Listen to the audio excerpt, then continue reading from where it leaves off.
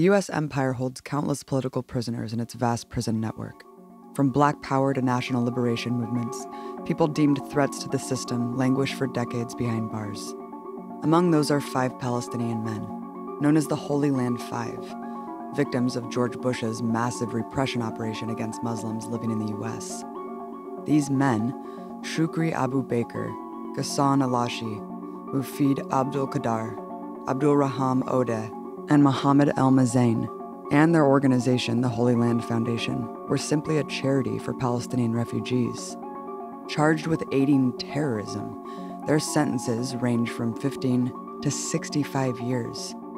To understand more about this little-known case and the alarming precedent it sets for all international solidarity activists in the U.S., I sat down with Miko Peled, author of Injustice, the story of the Holy Land Foundation 5.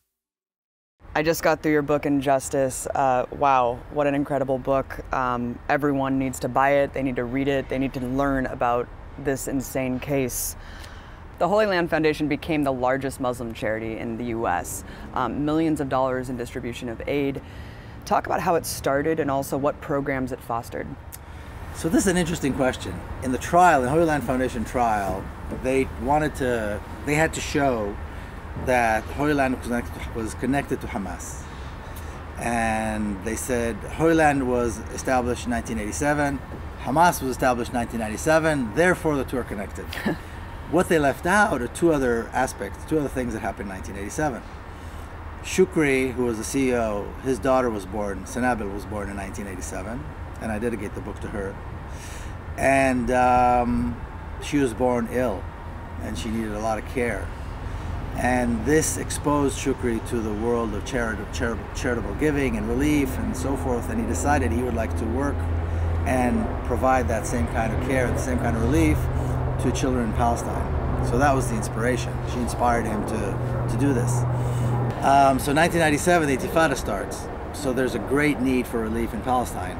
Massive arrests, so a lot of families don't have a breadwinner, curfews, so people can't go to work, can't buy food, and a lot of casualties, which means a lot of orphans. And so that created a need for relief. So that's how Holy Land began, and then it was Shukri, Ghassan, and Ghassan Alashi, and Mohammed El Mazain, who was kind of the inspiration, the spiritual guide, if you will. And they started to work, and they did a really fine job. They worked smart. They worked based on Islamic rules, which means over 90 cents per dollar actually went to relief, which is really unheard of. And they were trustworthy, and they showed up. After Oklahoma City bombing, they showed up. After 9/11, they showed up.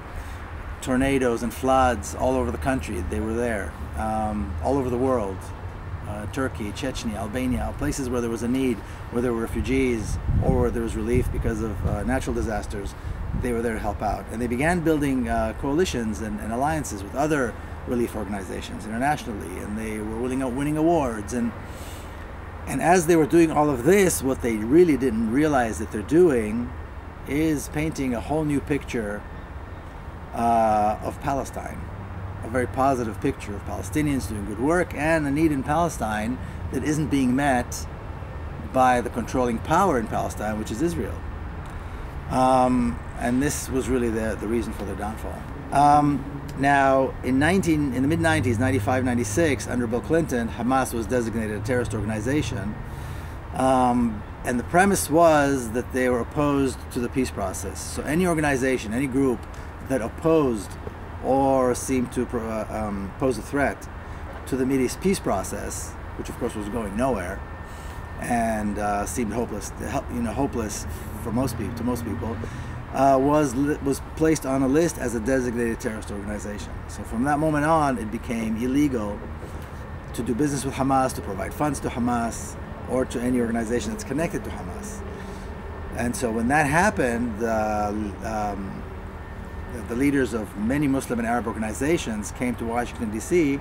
to talk to the Treasury Department and to talk to the State Department to find out who they can work with, to get some clarifications.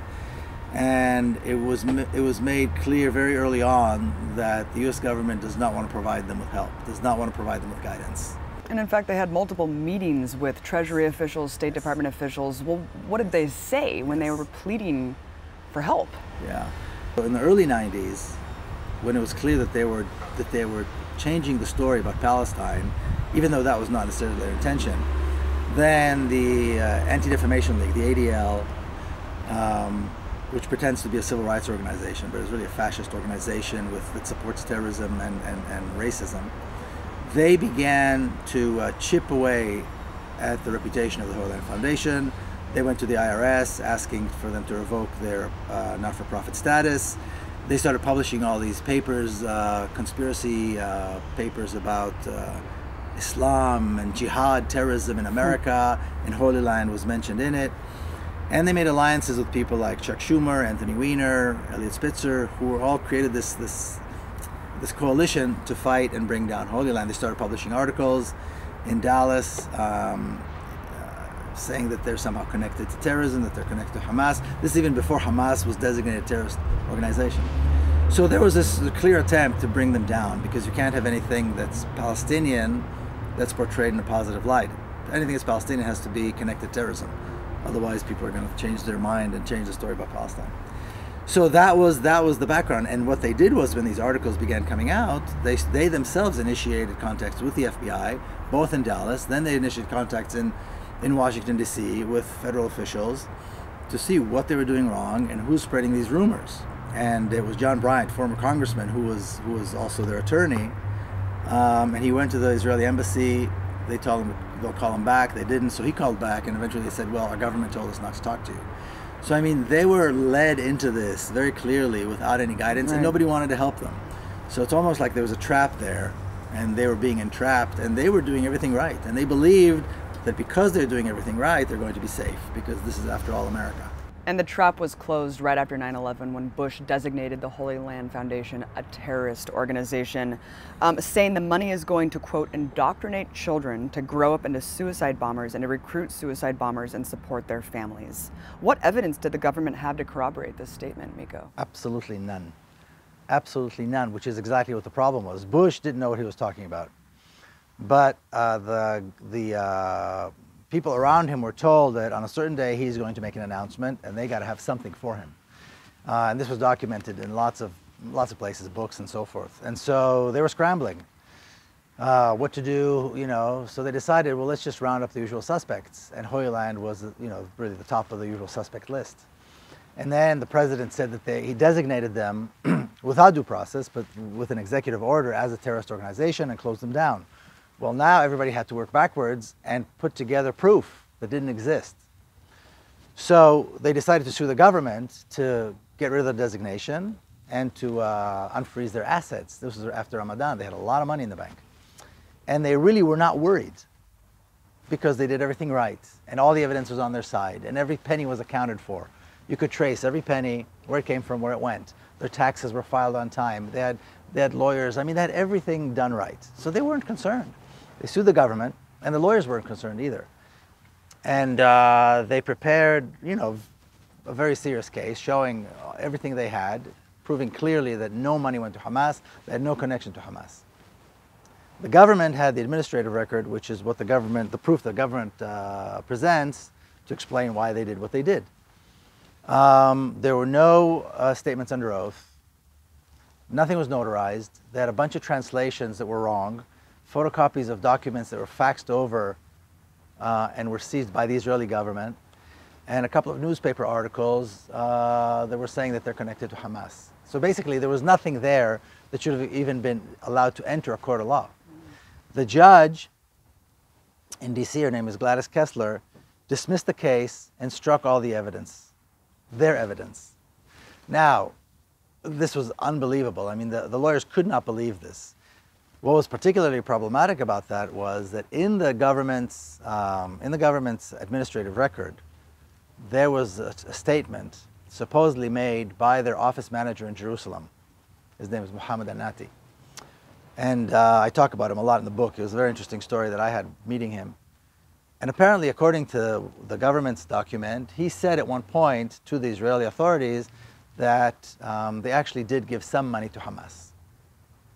Now, the lawyers checked that out. They spoke to his attorney in Jerusalem. Leah Tzemel, who's a well-known human rights attorney, and he said no such thing. I have all of his statements. So she sent over the statements. They had them translated, notarized, under oath, and he said the exact opposite.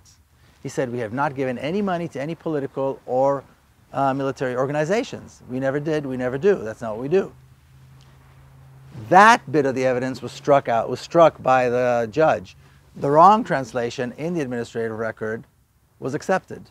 So that's the only evidence that existed in the record was the wrong evidence, what the government had presented. In the appeal, because they had appealed, of course, the appellate court said, well, perhaps you should not have struck the evidence. However, and at this moment is when the lawyers realized what they were facing, that all the normal regulations and laws and rules that's supposed to protect citizens have been thrown out. The appellate court said, however, and this is not a regular case. This is a case of national security, and therefore they upheld the lower court's decision. And the lawyers just did not realize, and these are serious, veteran lawyers. These are people that have been around for a long time doing this work.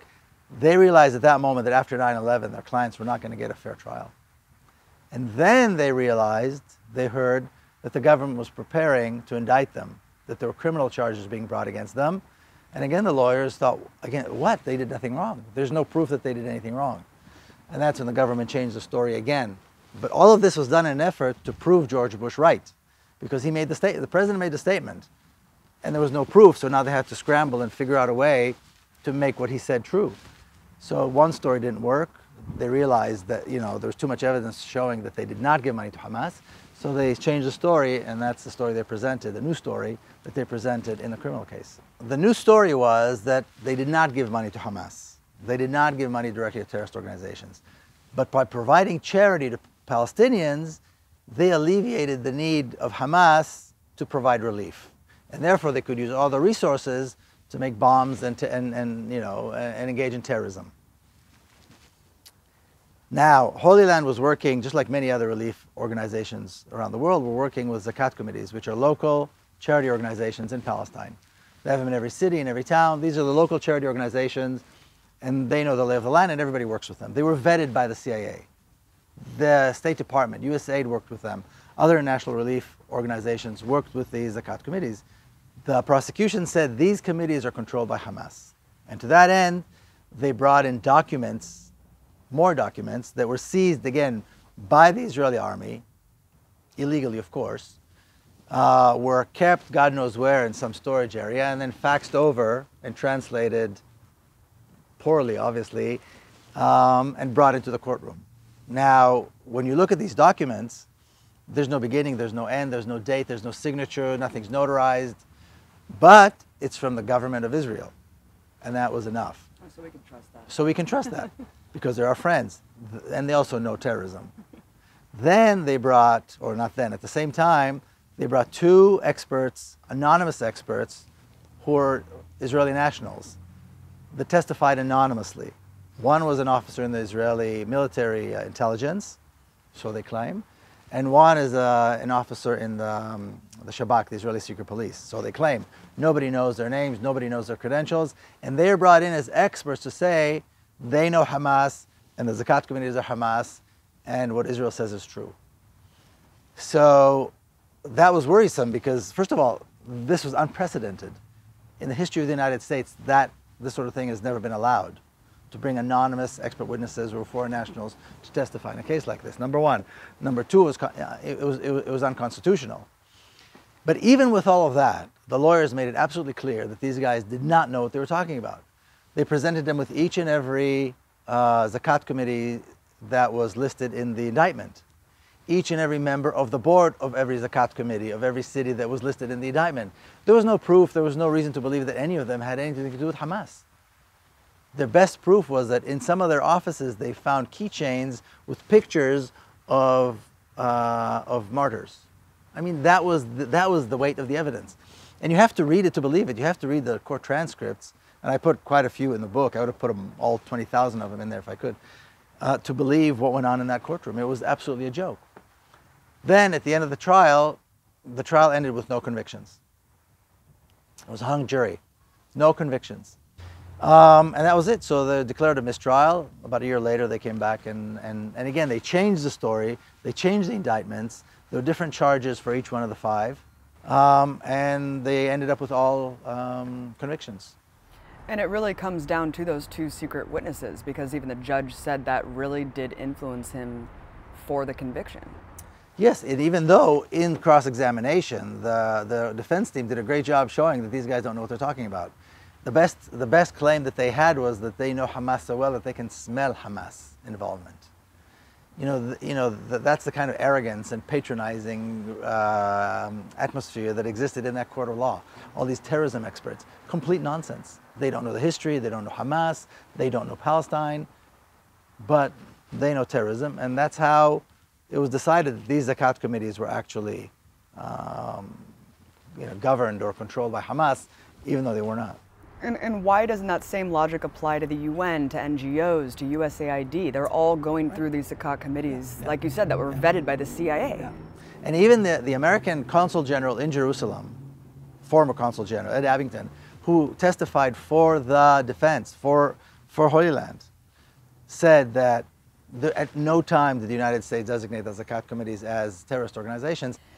Why are two of the members serving life sentences of 65 years each? Shukri Abu Bakr and Ghassan Elashi had the most. They were really the ones who worked as part. They really operated the foundation, the organization.